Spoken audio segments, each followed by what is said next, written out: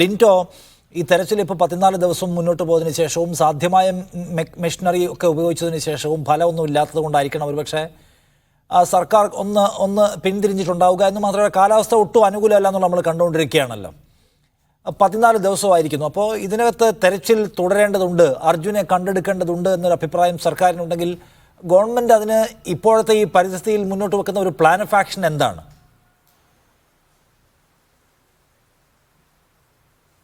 തീർച്ചയായിട്ടും കർണാടക സർക്കാർ തെരച്ചിൽ അവസാനിപ്പിച്ചു എന്ന നിലയിൽ എടുത്ത തീരുമാനം ദൗർഭാഗ്യകരമാണ് എന്നേ പറയാൻ കഴിയും.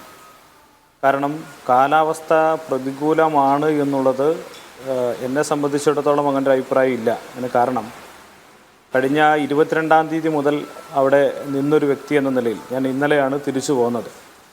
അപ്പോൾ ഏറ്റവും അനുകൂലമായിട്ടുള്ളൊരു കാലാവസ്ഥ ഉണ്ടായത് എന്നാണോ മാൽപ്പെ ആദ്യമായി ഡൈവ് ചെയ്തത് അതിൻ്റെ തൊട്ട് തലേ ദിവസം മുതലാണ്. അന്ന് മുതലാണ് അനുകൂലമായൊരു കാലാവസ്ഥ ഉണ്ടായത്. ഇന്ന് മുതൽ അവിടുത്തെ കാലാവസ്ഥ എന്താണെന്ന് എനിക്കറിയില്ല, ഇന്ന് ഞാൻ അവിടെ സ്ഥലത്തില്ല.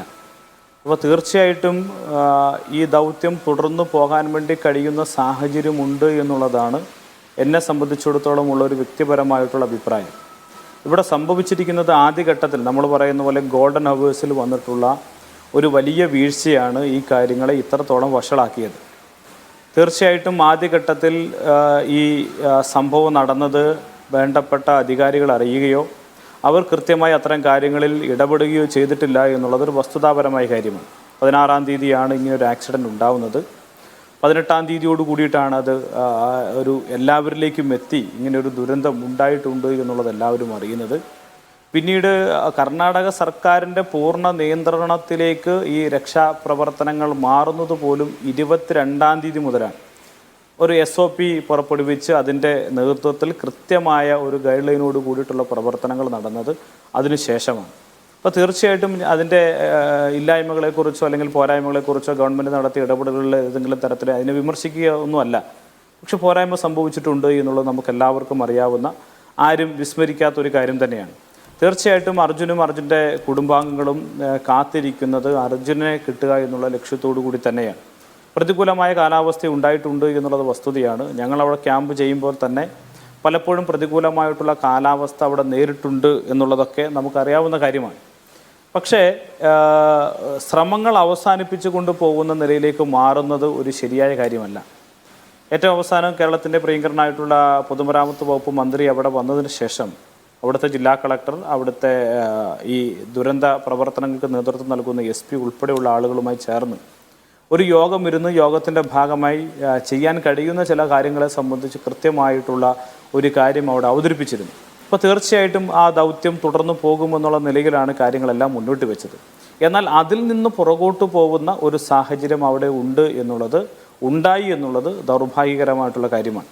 അതുകൊണ്ട് തന്നെ ഇത് തുടർന്നു പോകണം. അതിന് മറ്റേതെങ്കിലും തരത്തിൽ സംസ്ഥാന സർക്കാരിൻ്റെ ഏതെങ്കിലും ഇടപെടൽ ആവശ്യമാണ് എങ്കിൽ അത് ചെയ്തു കൊടുക്കാൻ, അല്ലെങ്കിൽ മറ്റേതെങ്കിലും തരത്തിലുള്ള കാര്യങ്ങൾ ആവശ്യപ്പെട്ടാൽ അത് ചെയ്തു കൊടുക്കാൻ സംസ്ഥാന ഗവൺമെന്റ് തയ്യാറാണ്. ഒരു മനുഷ്യജീവനെ അന്വേഷിച്ചുള്ള തെരച്ചിൽ വഴിയിൽ അവസാനിപ്പിക്കുന്നതിലെ പ്രശ്നം ചൂണ്ടിക്കാണിക്കുന്നത് മനസ്സിലാവും. അതിൻ്റെ വൈകാരിക തലവും നമുക്ക് മനസ്സിലാവുന്നതാണ്. പക്ഷേ ഞാൻ ചോദിക്കുന്നത് ലിൻറ്റോ, ഇത് 14 ദിവസം പിന്നിട്ട് മണ്ണിനടിയിൽ പോയ ഒരു മനുഷ്യനെയും ഒരു ലോറിയെയും അന്വേഷിക്കുകയാണ്. നമ്മൾ ഏതാണ്ട് എല്ലാ സംവിധാനവും ഉപയോഗിച്ച് കഴിഞ്ഞല്ലോ. ഞാൻ കുറച്ചുകൂടി സ്പെസിഫിക്കായി പറയാമോ, നമ്മൾ എങ്ങനെ എവിടെ തിരയണമെന്ന കാര്യത്തിൽ നിങ്ങൾക്കൊരു കമൻറ്റ് ആ കാര്യത്തിൽ പറയാനുണ്ട്. എന്ത് സംവിധാനം ഉപയോഗിക്കണം? പുഴയിലുള്ള സ്കൂബ ഡൈവിംഗ് തുടരുകയാണോ വേണ്ടത്? എങ്ങനെ എവിടെ തിരയേണ്ടതുണ്ട് എന്ന അഭിപ്രായമാണ് നിങ്ങൾ? അപ്പോൾ അവിടെ സ്പോട്ടിലുണ്ടായിരുന്ന ആൾ കൂടിയാണല്ലോ. അതെ, അവിടെ നമ്മൾ മനസ്സിലാക്കേണ്ടുന്ന കാര്യം, സംസ്ഥാനം നടത്തുന്ന ഒരു ദൗത്യ പ്രവർത്തനത്തിൽ നമ്മുടെ ഏതെങ്കിലും ഒരു തീരുമാനത്തിൻ്റെ അടിസ്ഥാനത്തിൽ കാര്യങ്ങൾ എടുക്കേണ്ടുന്നൊരു സ്ഥലമല്ല അത്. സംസ്ഥാനം എന്താണോ തീരുമാനമെടുത്തത് അതിനനുസരിച്ചാണ് കാര്യങ്ങൾ പോകേണ്ടത്. എന്നാൽ സംസ്ഥാനത്തിന്റെ പ്രവൃത്തിയായിരിക്കുമ്പോൾ തന്നെ സംസ്ഥാനം ഞങ്ങൾ മാക്സിമം നോക്കി, ഇനി വിഡ്രോ ചെയ്യാണെന്ന് പറയുമ്പോൾ അങ്ങനല്ല, ചില കാര്യങ്ങൾ ചെയ്യാനുണ്ട് എന്നൊരു കമന്റാണല്ലോ നമ്മൾ പുറത്തുനിന്ന് പറയുന്നത്. അങ്ങനെയാണെങ്കിൽ സംസ്ഥാനത്തോട് നമുക്ക് പറയാനുള്ളത് എന്താണ്? നിങ്ങൾ എന്ത് ചെയ്യണം എന്നാണ്? അല്ല, നമ്മൾ നേരത്തെ പറഞ്ഞിരുന്നു, അതായത് അവിടെ ചെയ്യാൻ വേണ്ടി കഴിയുന്ന സാധ്യമായ കാര്യങ്ങളെ സംബന്ധിച്ച് അവർ തന്നെ ഒരു തീരുമാനമെടുത്തിട്ടുണ്ട്. നേരത്തെ പറഞ്ഞാൽ ഫ്ലോട്ടിംഗ് ബ്രിഡ്ജ് പോലെയുള്ള കാര്യങ്ങൾ ഉപയോഗപ്പെടുത്തിയിട്ടുള്ള ഒരു പരിശോധന നടത്താം എന്നുള്ള കാര്യം ഇവിടുന്ന് പറഞ്ഞിരുന്നു. അതിനുശേഷം ബാർജുകൾ ഉപയോഗപ്പെടുത്തി ഏതെങ്കിലും തരത്തിൽ അതിൻ്റെ പ്രവർത്തനം നടത്താൻ വേണ്ടി കഴിയുമോ എന്നുള്ള പരിശോധന നടത്താമെന്ന് പറഞ്ഞിരുന്നു.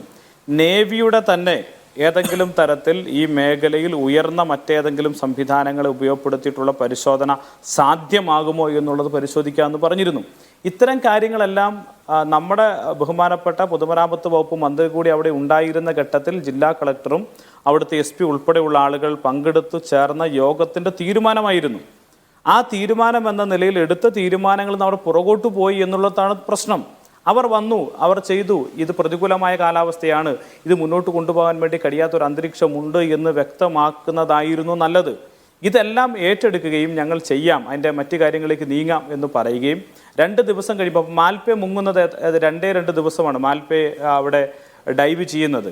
അത് തുടർന്ന് പോകുന്നതിൻ്റെ അകത്ത് തടസ്സമുണ്ടാവില്ല എന്ന് ഞാൻ പറയുന്നില്ല. നല്ല അടിയൊഴുക്കുണ്ട്. നമ്മളീ പറയുന്നത് പോലെ നോട്ടിക്കൽ മൈൽ 2 മുതൽ 3 വരെയാണ് സാധാരണഗതിയിൽ ജമ്പ് ചെയ്യാനുള്ള അവസരമെങ്കിൽ അവിടെ ഒരു 6.6 മുതൽ 8 വരെ ഉണ്ട്. അപ്പോൾ അത് പ്രതികൂലമായ കാലാവസ്ഥയുണ്ട് എന്നുള്ളത് വസ്തുതയാണ്. എന്നാൽ മനസ്സിലാക്കേണ്ടുന്നത് അവിടെ ഡൈവിങ് ചെയ്യുന്നത് പോലും എന്നാണ് ഈ ഞാൻ പറഞ്ഞിട്ടുള്ള മാൽപ്പെ വന്ന് ഡൈവ് ചെയ്യുന്നത് പോലും 27, 28 തീയതികളിലാണ്. 27-നും 28-നുമാണ്. ആ 2 ദിവസങ്ങളെ ഡൈവ് ചെയ്യാൻ വേണ്ടി കഴിഞ്ഞിട്ടുള്ളൂ. അതിനു മുമ്പ് വരെ ഒരുപാട് പ്രതികൂലമായ കാലാവസ്ഥ ഉണ്ടായിരുന്നു. എന്നാൽ 27, 28 അനുകൂലമായ കാലാവസ്ഥയായി. മാൽപ്പെ ജമ്പ് ചെയ്യുന്നു, ആദ്യമായിട്ടാണ് ഡൈവ് ചെയ്യുന്നത്. അതിന് മുമ്പ് ആരും ഡൈവ് ചെയ്തില്ല. അവരുടെ ശ്രമങ്ങൾ വിജയിക്കില്ല, ഒഴുക്ക് കൂടുതലുണ്ട്. അപ്പോൾ ഡൈവ് ചെയ്ത് ഒരു സാധ്യതയിലേക്ക് എത്തുമ്പോൾ അവർ നിർത്തുന്നതിനെ സംബന്ധിച്ചുള്ള ആശങ്കയാണ് നമ്മൾ മുന്നോട്ട് വെച്ചത്. ശരി.